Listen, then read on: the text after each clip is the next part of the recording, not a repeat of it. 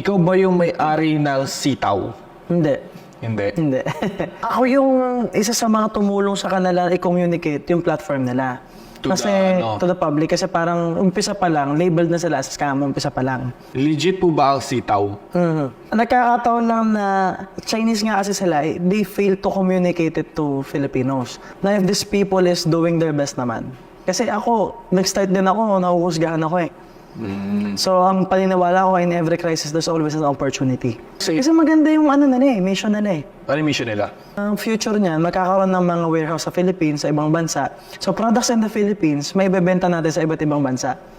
So, ita-transition nila into like a real dropshipping na maglalagay tayo ng products natin, pwede nating ibenta sa So, market nila. Kasi may market na sila eh. Makaka-help din sa economy. Nakaka-help din sa economy. That's another thing. Pero they share the same warehouse with the biggest players in the Philippines. Ah, okay. Kasi itong mga Chinese na to, nagtutulungan to.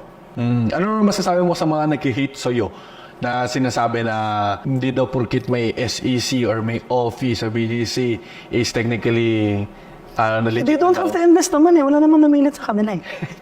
Parang, una, nagagalit ka, nalugi ka na ba? Oo. Kasi it's like these people are trying to be heroes in some sense. Naluloko yung mga Pilipino, kaya lang lahat naman ng sellers ngayon kumikita eh. Kaya I have sellers na millions yung investment, na yung millions yung capital, na nakaikot na yung millions nila. Na ang pinapaikot nila, tubo na lang. Oo. Diba? It's like, if you don't want it, they don't do it. Meron ba profit share doon sa company Wala. na yun? Wala. Talagang tinutulungan mo na lang talaga sila. Tulungan ko lang talaga. Wow, ang galing.